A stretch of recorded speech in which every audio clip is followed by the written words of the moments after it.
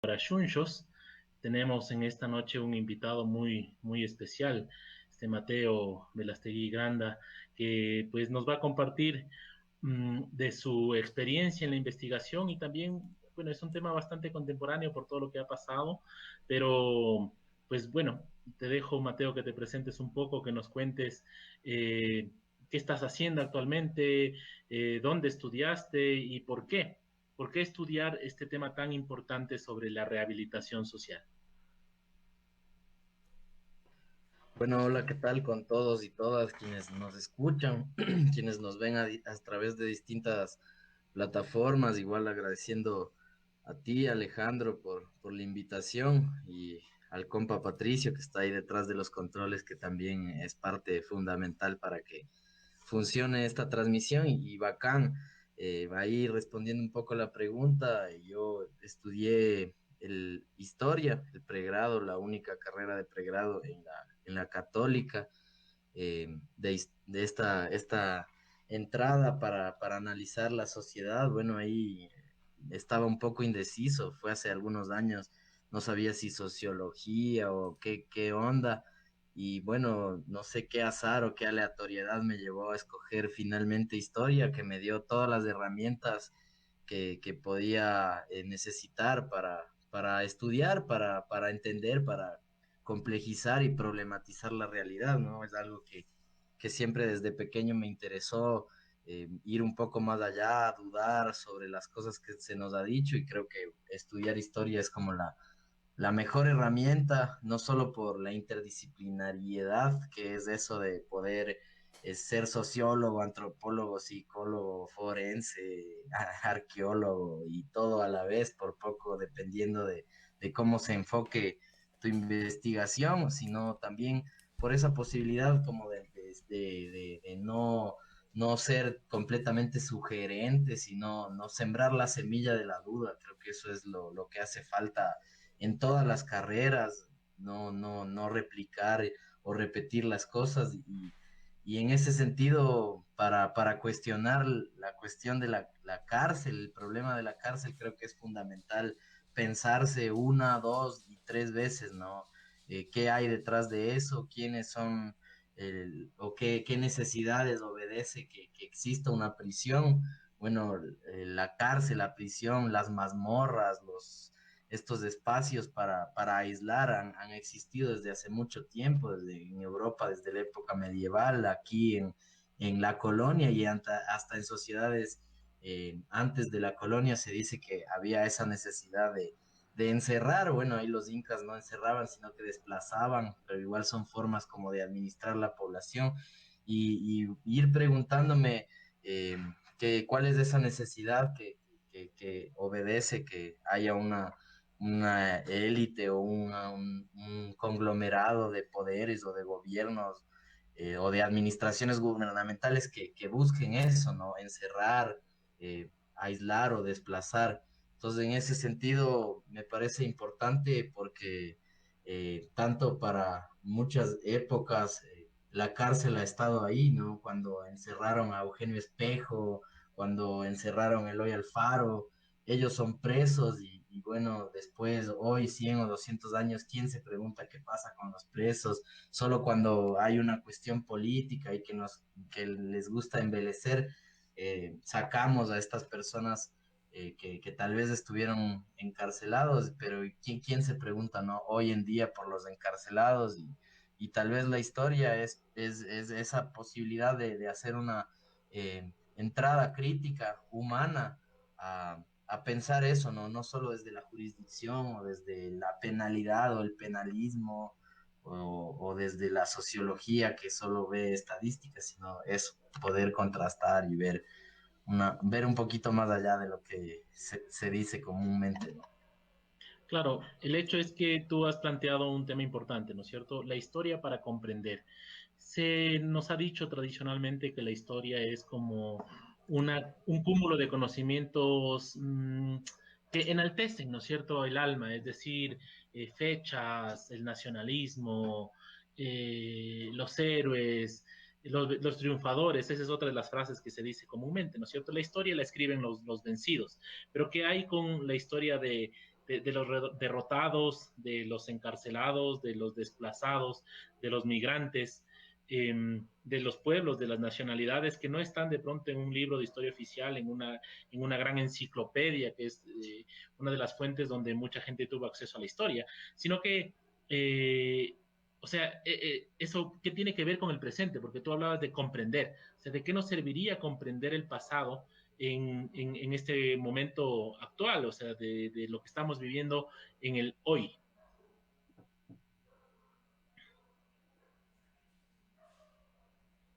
Ahí se me quedó un poco atascado el botón del micrófono.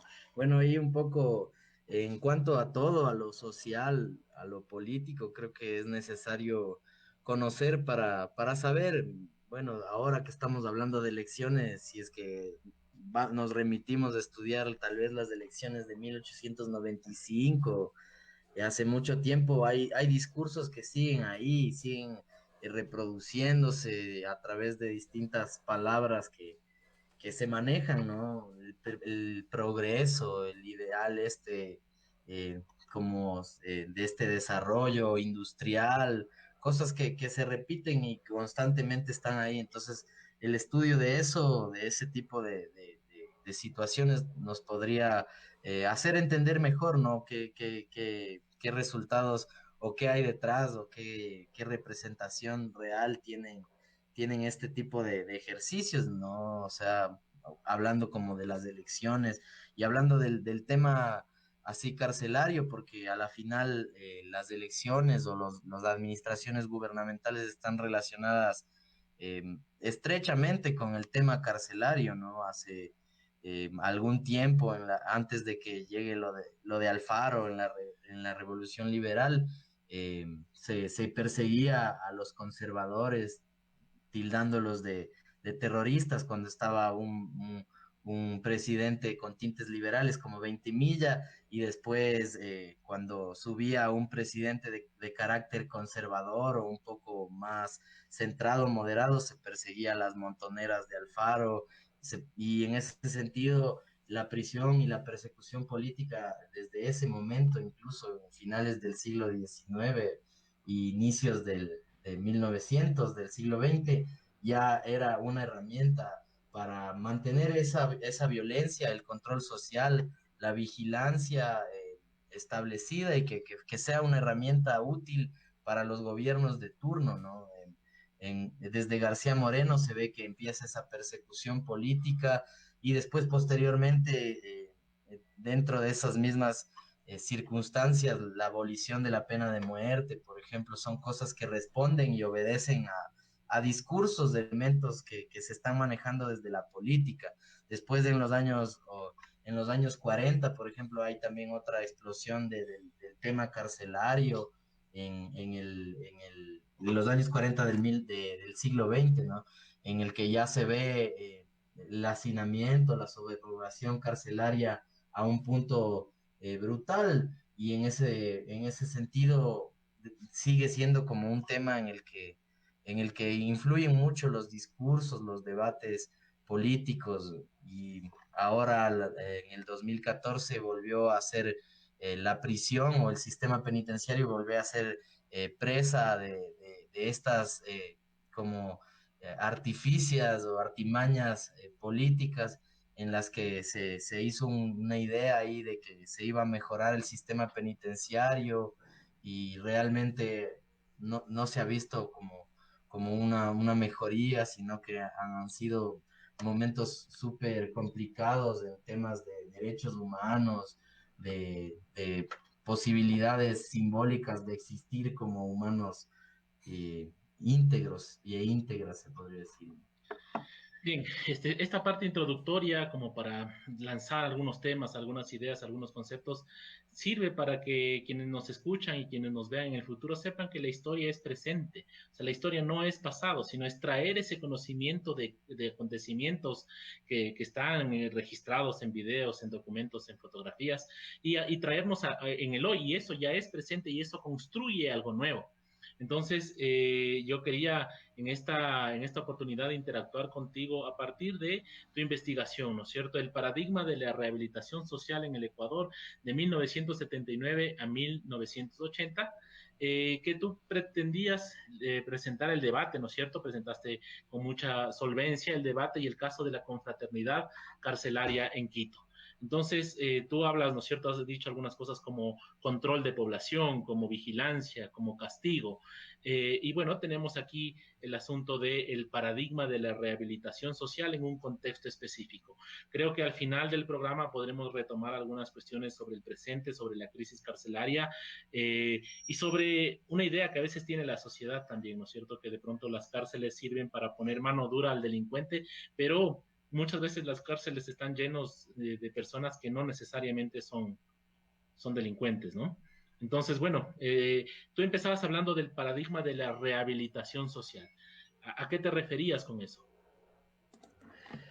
Bueno, como conversábamos un poco antes de iniciar el programa, la rehabilitación social es como ese punto de transformación que el gobierno ve, en el que ya no es solo el aislamiento o la reclusión del preso, la presa o el encarcelado o encarcelada, sino que hay esta intención atravesada de que hay esta intención y esta necesidad de que esos encarcelados y encarceladas se reincorporen a la sociedad, ¿no? Ese es el término de rehabilitación social. El paradigma nace a través del concepto que es planteado en un código de ejecución de penas, un documento de carácter oficial que surge en 1980 en la época de que se conoció como la vuelta a la democracia, en este espacio que gobernó Jaime Roldós y Osvaldo Hurtado. Entonces, en ese contexto surge como en el aparato oficial legislativo el término rehabilitación social y a través de eso se cambian los nombres de prisiones, reclusorios, penitenciarías, expenales o penales, pasan a llamarse en todo el territorio. A partir de este momento, de este documento, pasan a llamarse centros de rehabilitación social, ¿no? No importa las circunstancias, las necesidades, los problemas, los contextos de cada una de las prisiones públicas que existen en todo el país, en Guayaquil, en Cuenca, en Quito, sino que se lanza este tipo de reformas como del concepto, de la idea, del nombre, y de repente ya todos los centros de reclusión son centros de rehabilitación social. Hay también acompañado como alguna intención de querer humanizar estos espacios carcelarios. Sin embargo, esto se da en el medio de un, también se podría decir, un enfrentamiento de carácter político. Los años 80 es un momento de tensión social en el que en el inicio de esta década del 80 se festejaban los derechos humanos, se vanagloriaban y se decían por todos lados que este era un nuevo gobierno respetuoso de eso, y en el 84 hasta el 88, en el periodo presidencial subsiguiente de León Febres Cordero, hemos visto a través de diferentes fuentes que el asesinato, la violación de derechos humanos, las ejecuciones extrajudiciales, la tortura, son cosas que como que contradicen un poco eso. Sin embargo, aún así se mantiene ese paradigma de rehabilitación social, ¿no? Entonces, por ahí como que se puede hacer una lectura de lo que más o menos el Estado ha estado involucrado a través de estos últimos 150 años, ¿no? En una como pugna de definir especialmente cómo se va a orientar el tema, el problema carcelario, ¿no? A principios de siglo se decía que la reforma, cuando no se hablaba aún de rehabilitación, sino de la reforma del preso, iba a ser a través del trabajo. Esto es la época de Alfaro en la nota liberal. Una de esas cosas de la modernidad era el valor del trabajo, la higiene. Esas cosas surgieron como una necesidad en las prisiones, ¿no? y iban a través de la higiene, a través de la reforma, después en algunos gobiernos de carácter conservador que se llamaron progresistas, que no eran completamente liberales, también se hizo un reglamento penitenciario para la cárcel de Quito en el que se ponía que la reforma del precio iba a ser gracias al trabajo y gracias a la evangelización. Entonces esas cosas se mezclaron para que después en los años 80 también haya de nuevo una erupción del problema carcelario por hacinamiento, por sobrepoblación. eh, y en ese sentido también hubo la convergencia, aunque todas estas instituciones se denominaron laicas y separadas de la Iglesia del Estado, hubo esa participación activa de organizaciones de carácter religioso, como tú mencionaste, Alejandro, la confraternidad carcelaria. Y bueno, estudiar para mí eso, los espacios de agencia y acción de una organización religiosa dentro de la cárcel, también me abrió un poco la mente a un prejuicio que yo tenía en contra de lo religioso, ¿no? De la religión o de las instituciones religiosas que han sido como ese rostro de la represión, de la opresión durante mucho tiempo, de las jerarquías y por ende también de las corruptelas que vienen detrás de ellas. Y sin embargo, o sea, ese rechazo que uno adquiere con el tiempo, con la juventud, la inmadurez o lo yo que sé, a través de eso, de la historia, de darse cuenta, de investigar un poquito, de siempre estar ahí como en la movida, uno se da cuenta de que hay cosas que van un poco más allá, ¿no? Entonces, esos ejercicios que son profundamente transformadores de la sociedad también se pueden encontrar en estos espacios como la confraternidad carcelaria. La década del 80 es una década muy particular y que también tiene unas conexiones muy similares a lo que estamos viviendo en la actualidad y no solo y digamos, no por el contexto de pandemia, sino más bien por otros elementos, como el incremento de la presión del pago de la deuda, lo cual también genera, ¿no es cierto?, niveles de pobreza importantes en la población. De hecho, los economistas hablan de la década del 80, de 1980, del siglo pasado, como la década perdida, porque se genera, ¿no es cierto?, la famosa crisis de la deuda en México y como una cascada de que los países no pueden pagar la deuda o tienen que dedicar la mayoría del Producto Interno Bruto al servicio de la deuda, con lo cual se incrementa la deuda social, ¿no es cierto? Entonces, en el Ecuador también tenemos unos importantísimos niveles de desnutrición, de pobreza, de falta de empleo o de lo que se dice hoy día, ¿no es cierto?, de empleo pleno. Entonces tienes bastantes trabajadores informales, trabajadores que están en la calle y que también empiezan a ser perseguidos, ¿no es cierto? Entonces, aparece este problema, las cárceles llenas de personas. Tú pudiste conversar de pronto con personas que vivieron eh, en estos años en la cárcel. Entonces, ¿qué pudiste escuchar de ellos? ¿Qué viste ahí?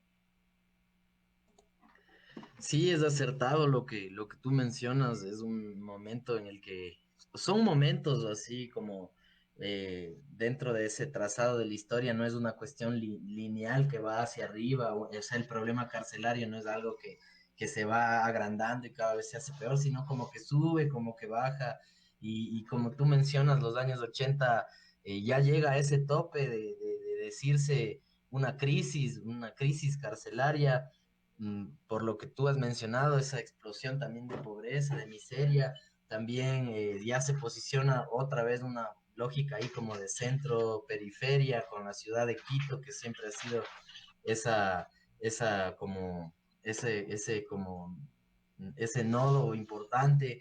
Y bueno, en los años 60 también una política de persecución a las drogas que hasta ahora está poblando a la cárcel de gente que mucho o poco tienen que ver con actividades delictivas consagradas como tal, sino que por este tipo de situaciones o circunstancias de la vida, sea por tratar de por dinero llevar droga a otros lugares o por consumo o ahora por portar, por microtráfico, a través de esos conceptos se van constantemente elaborando cuestiones que encarcelan a la gente y en otros países la prisión es un negocio tener a la gente encarcelada genera, genera réditos para empresas privadas como en Estados Unidos, que la prisión es un negocio privado.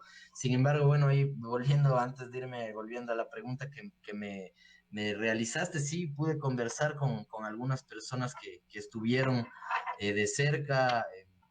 Una de las figuras con las que conversé, Jorge Crespo Toral, el directivo hasta su fallecimiento de la confraternidad carcelaria, quien fue una de las primeras personas que, bueno, al menos en la segunda mitad, a partir de la segunda mitad del siglo XX, entró, reveló esta nueva problemática de la crisis carcelaria bajo esa perspectiva ya de las cárceles con un nivel de hacinamiento como a veces vemos en las películas, como sucede en Brasil, como sucede en Centroamérica, súper exacerbada la problemática carcelaria y ahí él comentaba que hasta las personas que manejaban la cúpula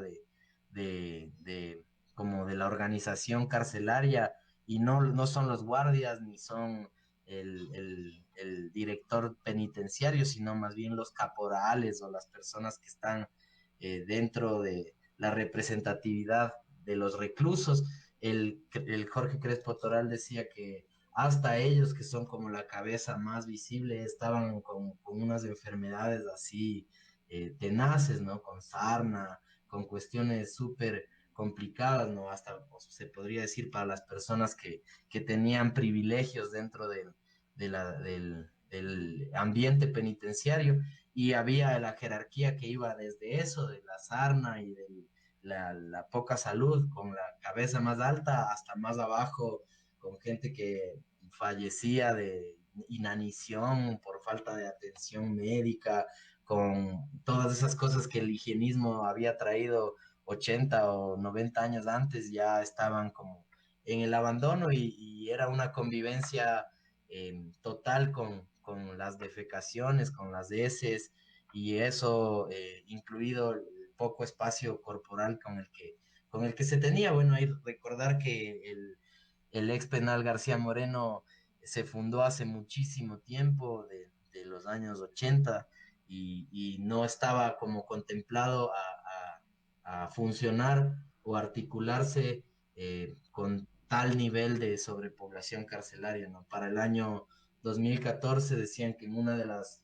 celdas más marginadas de los pabellones del ex penal García Moreno, en un lugar donde humanamente debían habitar dos o tres personas, tal vez máximo, estaban hasta 17. Entonces el punto es como súper crítico y en los años 80 pude contrastar lo que me comentó Jorge Crespo Toral con una persona indigente con la que también pude tener conversaciones y me mencionaba esto, ¿no? Que básicamente donde se comía se defecaba. Entonces era un tema bastante complicado. Claro, el penal, el ex penal García Moreno, este espacio ahora que no es cierto está ahí en San Roque, fue inaugurado en 1875, entonces ya había cumplido evidentemente su tiempo de vida útil, su propósito, su infraestructura, de hecho, ya había sido rebasada por una sociedad que fue rompiendo la barrera, ¿no es cierto?, de la poblacional. El Ecuador del siglo XIX no tenía ni de cerca el número de pobladores que después va a tener después de la década del 40, donde también empiezan a mejorar las condiciones de la alimentación infantil. Bueno, una serie de factores sumamente interesantes que esperemos podamos seguir develando en otros programas y que podamos traer también al conocimiento de las personas, ¿no es cierto?, que nos escuchan. Aquí quisiera hacer una pequeña pausa. Tenemos una felicitación. Elvis Misael nos dice felicidades por el programa, brother. Me imagino que te saluda a ti. También tenemos a Reno Orejuela Urbano, buen programa. Así que bueno, muchas gracias por estar conectados con nosotros en esta nueva oportunidad. Estamos retomando el programa de Historia para Shunshos, que lo que busca es eso, llevar metodología, llevar temas, llevar investigación en un lenguaje contemporáneo, en un lenguaje sencillo, coloquial, si se quiere. Así que, pues, están bienvenidos sus comentarios, sus preguntas. Y bueno, la sociedad, la confraternidad, ¿no es cierto?, carcelaria se enfocaba en atender a estos desplazados. Yo recuerdo que en tu investigación tú rehuías un poco a utilizar los conceptos tradicionales con los que se ha visto la cárcel, por ejemplo, no utilizar solamente a Foucault con el tema del panoptismo o del vigilar y castigar, sino que tratar de dar un paso más allá, ¿no es cierto? Y entonces tú en algún momento empezaste a transitar por lecturas de Frantz Fanon, o sea, pensar no solamente en el castigado, sino ya en el desposeído, en el desplazado, en el condenado de la tierra, que es específicamente el texto que tratamos de discutir un poco. Porque, bueno, dicho sea de paso, pues yo acompañé a Mateo en su investigación dentro de la universidad, pues, como el asesor de investigación, que fue realmente un tiempo enriquecedor también. Pero bueno, Frantz Fanon.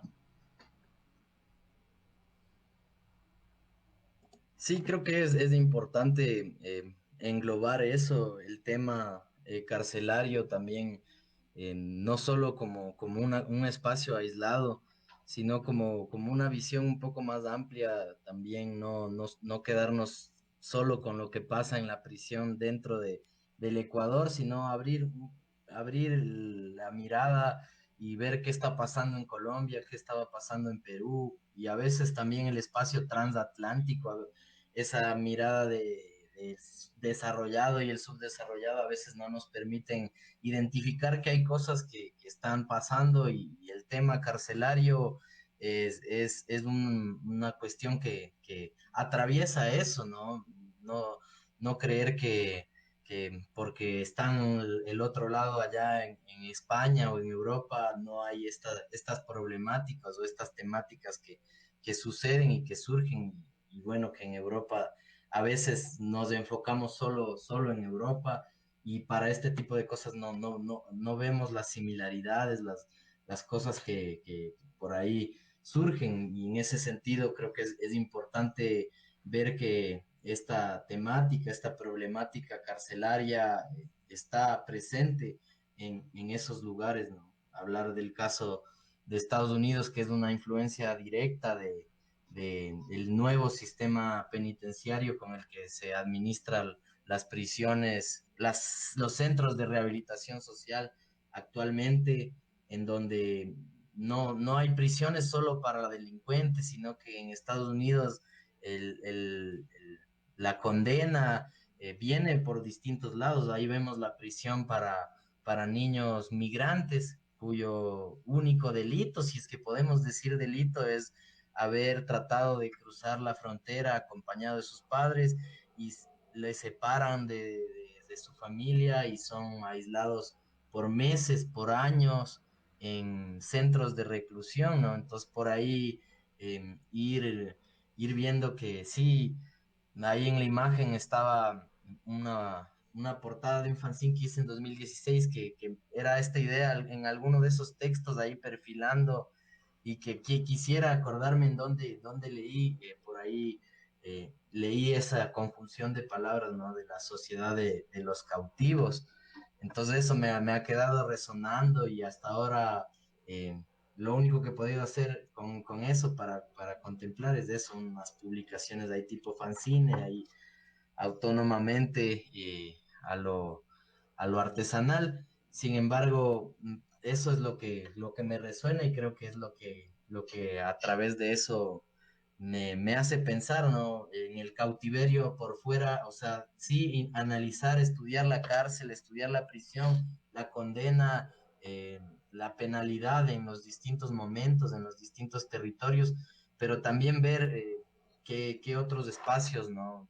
de condena nos han obligado a transitar, ¿no? Que será la escuela, los hospitales y un montón de otros tipos de centros de reclusión y aislamiento. Sí, bueno, también tenemos un comentario. ¿Alguno de ustedes conoció el penal siendo niño? Pues yo no lo conocí por dentro. Yo no entendía por qué alguna vez fui, pero el olor era muy fuerte, nos dice Andrés Aguilar.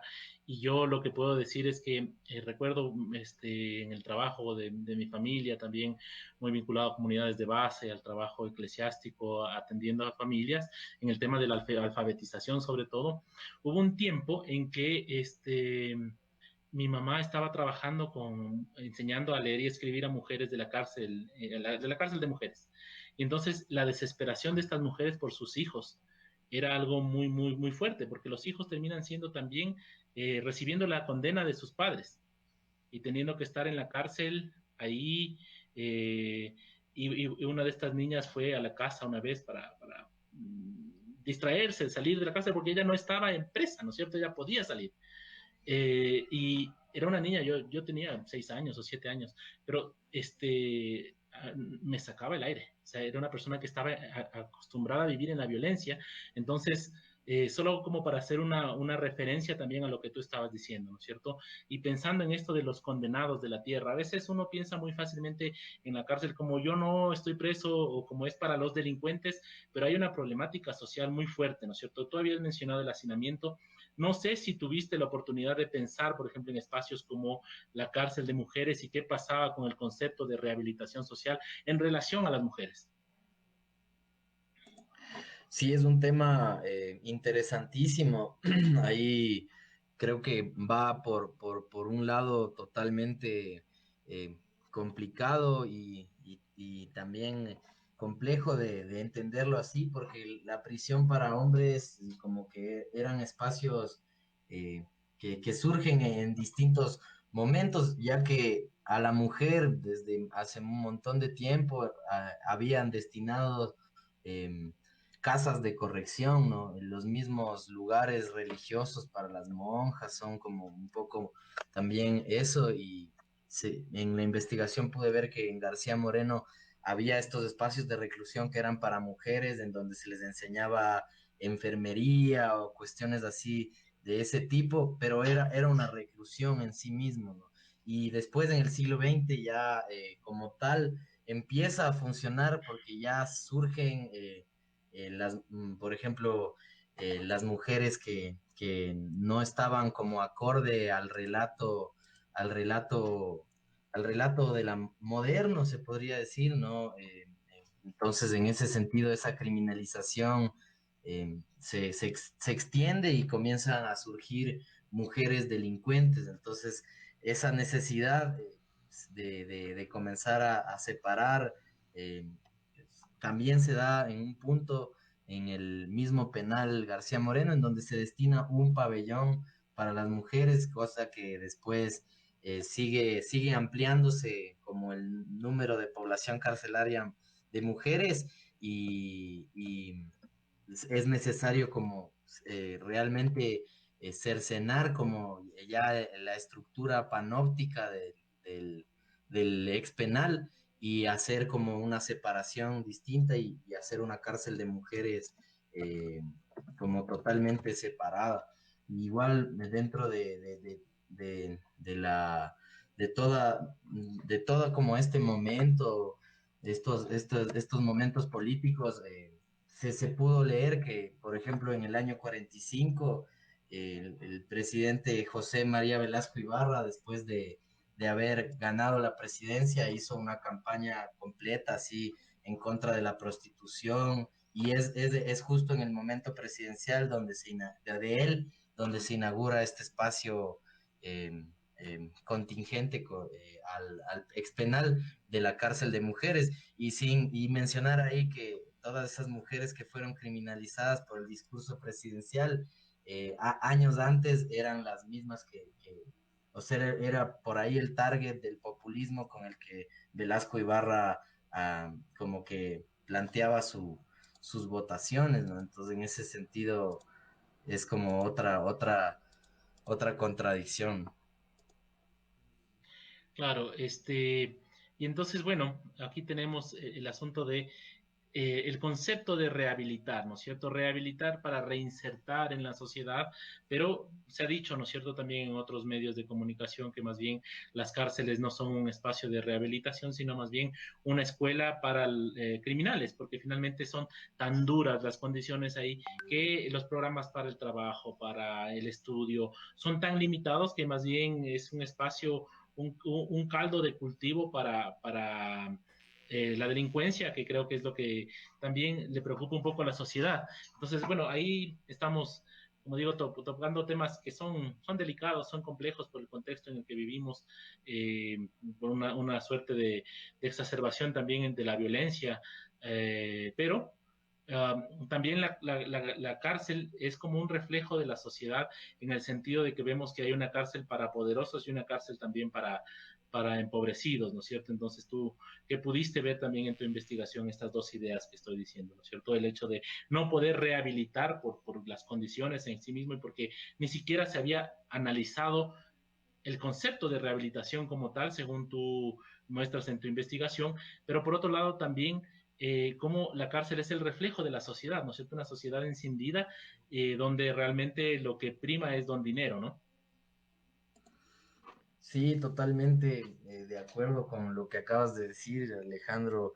Realmente en la prisión se refleja muchas de los esquemas de corrupción que se ven en la sociedad en sí mismo y como tú has dicho, la misma existencia de jerarquías demuestra eso.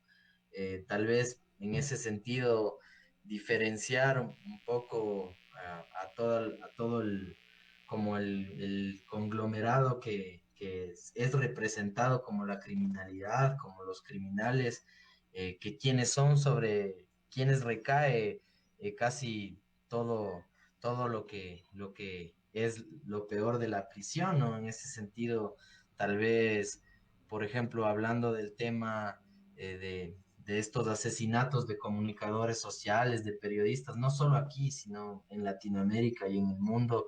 Tal vez quien ejecuta, quien da el tiro, quien dispara, son estas personas que cometen actividades delictivas por distintas circunstancias de necesidad y de violencia estructural. Sin embargo, quienes les contratan, quienes forman parte de esa asociación delictiva, pero con corbata o dentro de esa jerarquía, ni siquiera serán como procesados o juzgados, como tú decías también el hecho de que existan prisiones donde haya esa diferenciación es algo que nos muestra, ¿no? Y hasta ahora se mantiene en su momento. En el ex penal también había esa posibilidad de pagar por tener mejores condiciones y mejores circunstancias. En el momento en el que yo estudié, en los años 80, tal vez había un poco de estas problemáticas que estaban por resolverse. Sin embargo, había espacios como la confraternidad que permitían como la humanización y que de una u otra manera también estaban ligadas a estas personas que tuvieron educación, que pudieron acceder. Entonces, marcadamente entre los que tienen todas las posibilidades y que de una u otra manera terminan en estos espacios y los que inconscientemente, ¿no? O sea, se podría decir que las personas que tienen una educación, que tienen bachillerato, que tienen educación universitaria y que llegan a la cárcel, son vistos de otra manera por los guardias penitenciarios, por la misma gente, por la misma clasificación tipológica, ¿no? Entonces, desde esa misma perspectiva de cómo el Estado nos mira a nosotros, se ve que hay una intención ahí diferenciadora completamente. Entonces, si es que desde ese momento ya nos clasifican, a partir de los estereotipos se nos adelantan a todo lo que pueda suceder, entonces, ¿cómo se puede pensar en una verdadera rehabilitación si es que no hay ni siquiera las oportunidades, ¿no? Entonces, eso. Bien, ahí para hacer un pequeño comentario, ¿no es cierto? Nos dicen si sabes de algunos oficios que se les dejaban ejercer a los encarcelados Y también nos hacen una pregunta específica, de pronto Andrea también nos puede explicar de qué año específicamente se refiere, si conoces algo sobre si hubo algún cambio en el sistema carcelario a partir de la incorporación de la primera corte de guías penitenciarios que fueron formados en Pasaje. Esto es algo que yo no conocía y de pronto por ahí en un mensaje nos puedes ayudar, Andrea, con un poquito más de información. Un cordial saludo para ti y para todos los que siguen con nosotros en este momento en el programa.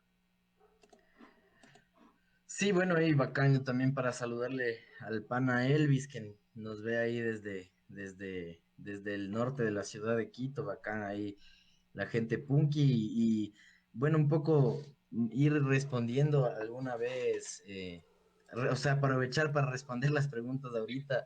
Alguna vez sí estuve, cuando yo era niño en un colegio privado, nos llevaron a un centro de reclusión, no al penal, pero sí a un centro de reclusión que hasta ahora funciona, que se llama Virgilio Guerrero.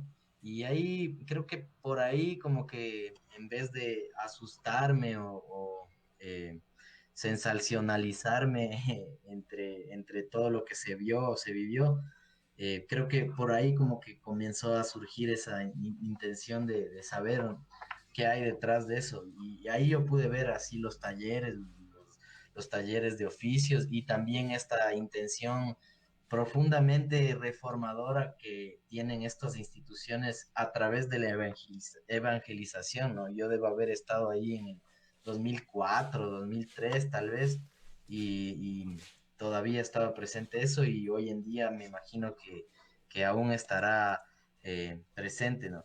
En cuanto a los oficios que se les dejaba ejercer desde hace muchísimo tiempo, desde inicios del siglo XX, hay los oficios que son tradicionalmente conocidos, ¿no? La carpintería, este tipo de trabajos manuales, se podría decir. Sin embargo, con la administración gubernamental también vienen reglamentos, prohibiciones que a cada contexto van poniéndole su cuestión, ¿no? Recordemos igual, ya ha entrado el siglo XX, por ahí en el gobierno de Tamayo se habló y se puso en práctica una colonia penal agrícola en Galápagos, en donde el trabajo era eso, de agricultura, y era la idea esta de la cárcel como si fuera casi como Alcatraz, ¿no? Pero un proyecto penitenciario que fracasó después. Y bueno, sobre lo de la primera corte de guías penitenciarios, eso sí no conozco, y si es que ahí hay más información, con toda la disposición para conocer y abrazar y empaparnos del tema.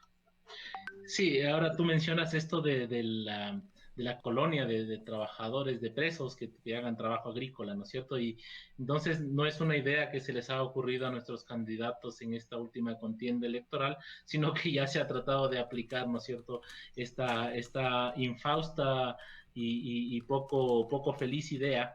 ¿No es cierto? Porque finalmente habrá que profundizar en las razones por las que no funcionó, pero también hay muchísimos casos donde estas colonias de trabajadores realmente no funcionan, ¿no es cierto? Porque hay una suerte de violación a los derechos humanos. Tú en tu investigación también hablas fuertemente de los derechos humanos cuando se empiezan a utilizar como un concepto protector para los desplazados, para los encarcelados, en este contexto tan fuerte que es la década del 80, donde muchos países en América Latina están saliendo de las dictaduras, nosotros también, el regreso a la famosa democracia, pero más bien el regreso a la democracia con una suerte de representación, de represión más fuerte, con la idea del enemigo interno, ¿no? Que aparece con tanta fuerza en estos años.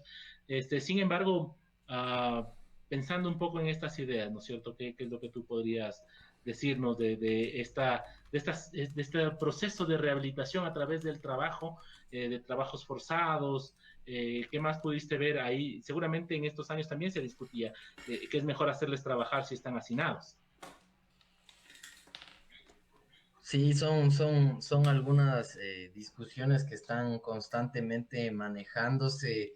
eh, Sin embargo, claro, como tú dices, bajo el hacinamiento y bajo estas condiciones cotidianas, ¿cómo se puede elaborar como un programa aterrizado que pueda realmente hacer eso, ¿no? Bueno, sabíamos que hasta el año 2014 el ex penal García Moreno, al menos en Quito, tenía una organización casi autonómica y había esta posibilidad de que los presos que hacían oficios o que hacían muebles de carpintería o cosas así puedan vender en algún puesto, en algún espacio y que ese ingreso vaya no para el preso directamente, para la familia, bueno, tal vez como si se manejaba dinero abiertamente dentro de la prisión, como que hacían una convivencia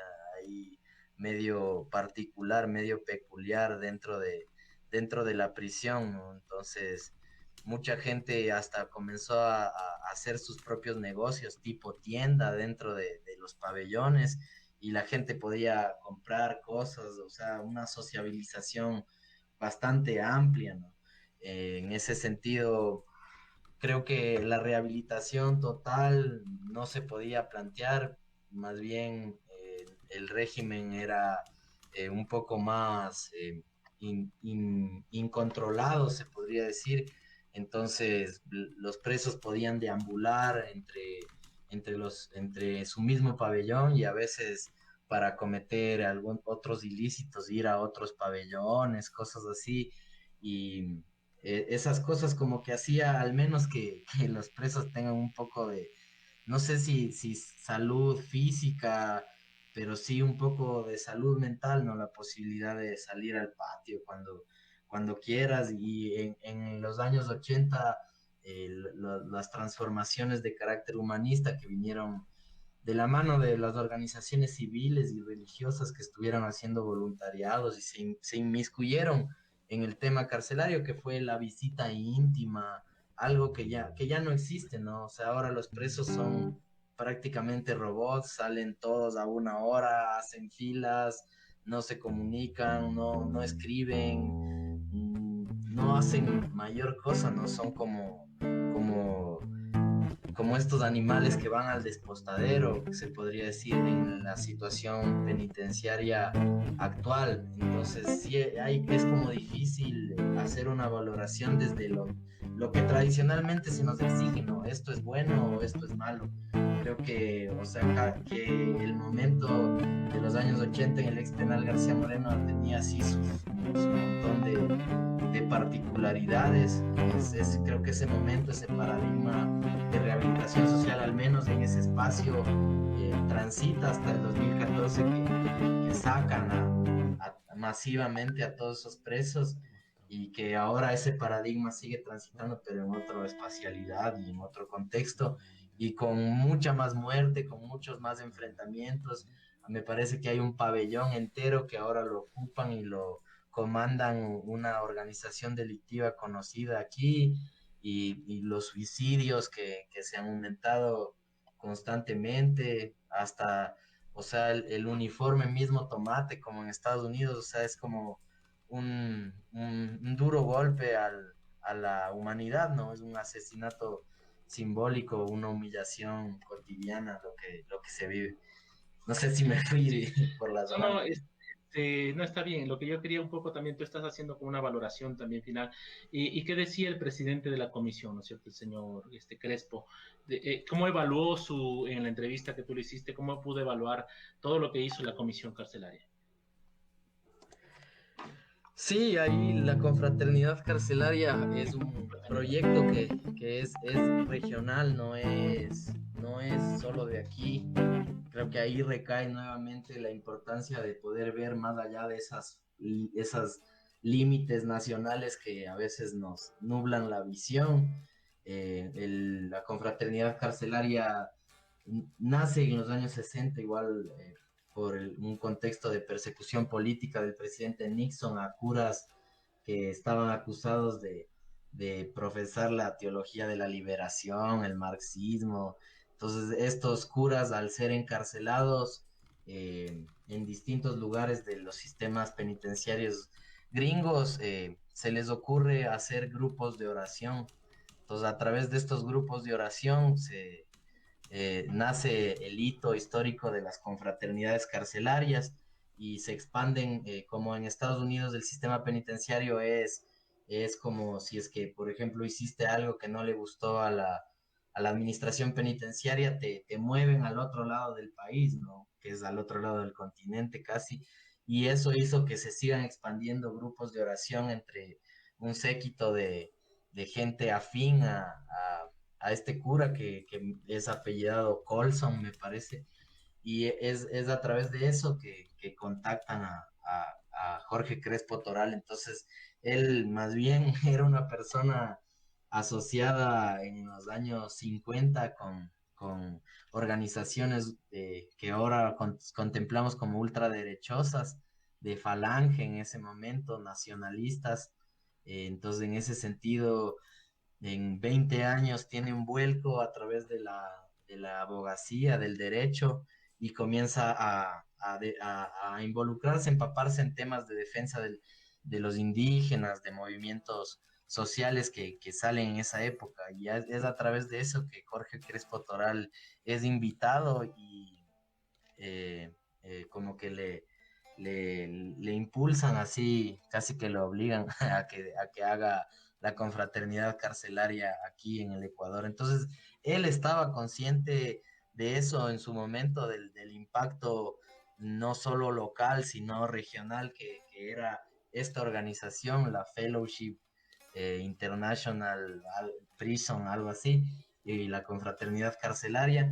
Entonces, ellos con ese mismo ideal, como con ese mismo respaldo, se podría decir regional, impulsaron estos proyectos del método APAC, que lo articularon en Brasil, esta confraternidad, que son estos métodos de ayuda, perdón, y de reincorporación, o sea, de humanización, se podría decir, del preso, del encarcelado, claro, a través de círculos de oración y de evangelización, pero sí, sí con esta situación, con esta circunstancia. Y los hitos, bueno, Crespo Toral los tiene como por escrito en un libro que se llama Hacia la Libertad, que fue lanzado en el año 2000, donde pone con estadística y con punto y coma las cosas que lograron, y dentro de eso, como les decía, la visita íntima,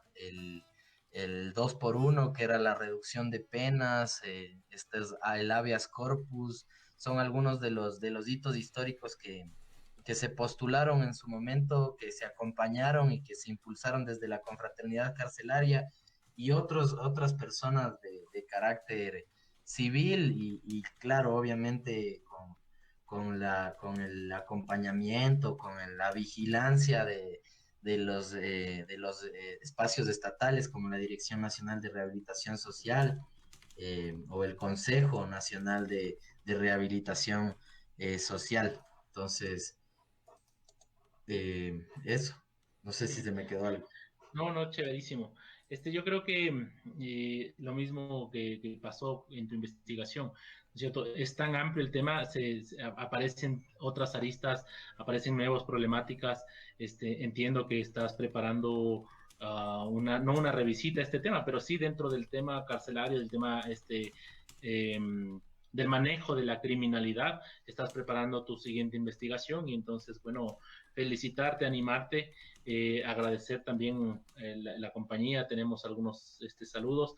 Aquí Andrea nos explica, ¿no es cierto? Nos dice que en el 2018-2019 debieron haber ingresado o se graduaron en diciembre, porque se graduaron en diciembre de 2017, guías penitenciarios de pasaje. Bueno, la investigación en este momento no abarcaba esto, pero lo que nos hace pensar es que hay que seguir investigando sobre las cárceles, hay que seguir investigando sobre estos espacios de la vida que también siguen siendo cotidianos a pesar de que están siendo separados de la parte buena de la sociedad, ¿no es cierto? Entre comillas, que eso tiene que ver mucho también con lo que tú habías investigado.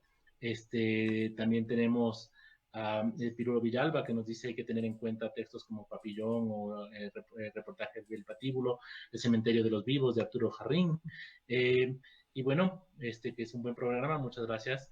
Y sin ser sensacionalista ni hacer propaganda, hay que ver la serie de Net, la serie Marginal. Entonces, bueno, yo creo que es un tema que da mucho más, que habría mucho que conversar. Y nada, agradecerte por tu tiempo. No sé si tienes algunas palabras finales que puedas, como reivindicar, ¿no es cierto? ¿Por qué este espacio tan fuerte de investigación y qué es lo que tú esperas con una investigación de esta naturaleza? ¿Cuál sería tu objetivo en el presente? Habíamos dicho al inicio del programa que la historia es presente, no es pasado, es presente. Entonces, ¿cuál es tu objetivo en el presente? Bueno, ahí como palabras finales, un poco pensar, cuestionar también qué hay alrededor de las prisiones y del cautiverio en sí mismo, ¿no? Hoy tenemos acá en Latinoamérica un problema carcelario que está fuertísimo y lo estará por muchísimo tiempo. Sin embargo, hay otros lugares aquí donde se ejerce distintas formas aquí en el mundo me refiero, ¿no? Distintas formas de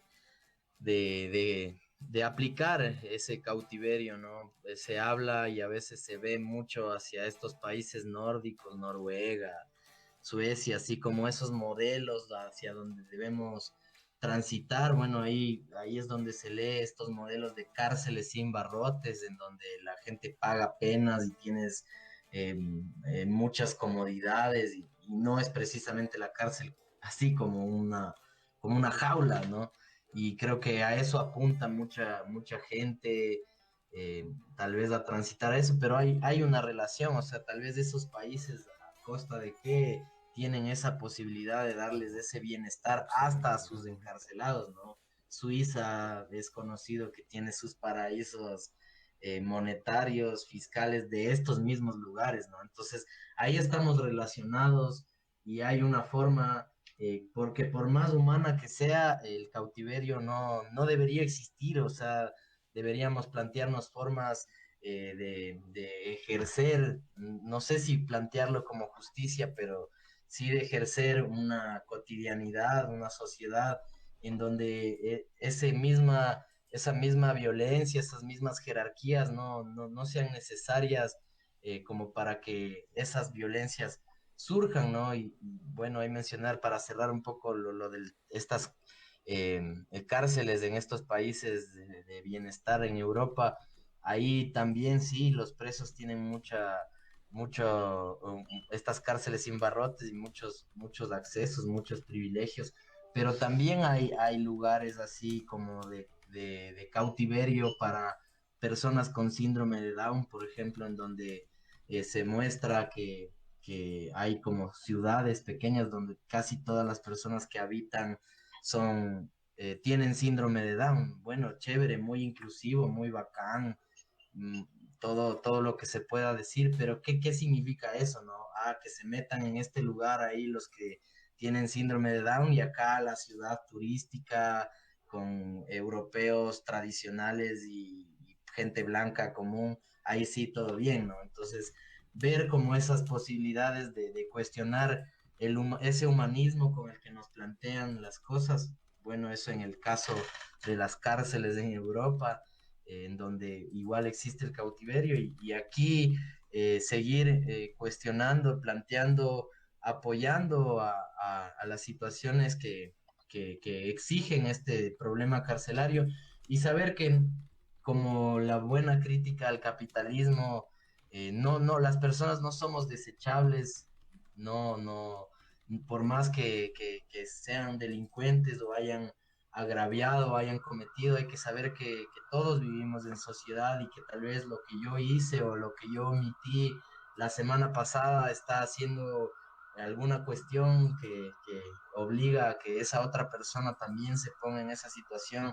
Si es que el empleador hizo hoy un despido masivo, ¿cómo espera que en 1, 2, 3 o 4 o 5 meses no haya personas cometiendo delitos, ¿no? Entonces, esas cosas están totalmente relacionadas y por eso creo que es importante vernos, pensarnos, trabajar y activar el problema carcelario, ¿no? Muy pocas espacios de la sociedad se regresan a ver a sus presos, usualmente los familiares o colectivos que tienen a alguien cercano en la cárcel son quienes se preocupan por el tema carcelario. Sin embargo, no deberíamos esperar a que alguien de nuestros amigos o nuestros familiares o nosotros mismos estemos en la prisión para cuestionar, para debatir, para poner sobre la mesa este tipo de situaciones y circunstancias.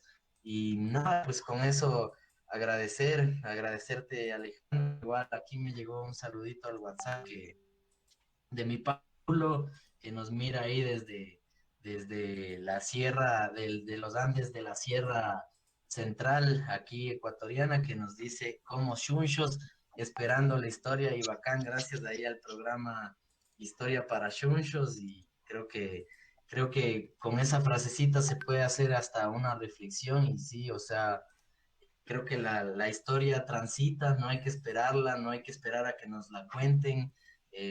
Tal vez hay que subirse a ese tren de la historia, tal vez a veces asaltarlo, a veces estallarlo, a veces reconstruirlo y a veces hasta construir nuevas vías. Bueno, ahora ya no tenemos tren aquí, pero tal vez esa metáfora siga presente por mucho tiempo más, ¿no? Eso. Chévere, gracias, Mateo. Solo una cosa, ¿no es cierto? Finalmente, decirles que lo que planteamos acá es una visión crítica, es un tema integral que tiene que ser abordado, ¿no es cierto? La problemática carcelaria desde todas las aristas, pero sin este, perder de vista, ¿no es cierto?, que son seres humanos. Y que como está funcionando el sistema actualmente, pues hay unas jerarquías que ustedes ya habrán visto en estos últimos días, ¿no es cierto? Tenemos gente que tiene accesos a redes sociales para hacer bailes y cosas, y tenemos personas que seguramente no tienen ni con qué cubrir sus cuerpos, ni qué alimentarse, y de qué rehabilitación hablamos, ¿no es cierto? Entonces es un tema complejo al que tenemos que seguir repensando y revisitando, y qué bueno que en esta oportunidad con Mateo hemos podido hacer un panorama muy chiquito de 10 años del paradigma de la rehabilitación social en el Ecuador en el periodo 1979, 1970-1980, ¿no es cierto? Básicamente es lo que tú habías presentado. Agradecerte una vez más, agradecerles a todos por quienes nos han acompañado en esta noche y un saludo fuerte. Esperamos vernos muy pronto la próxima semana seguramente. Un abrazo y suerte a todos. Gracias.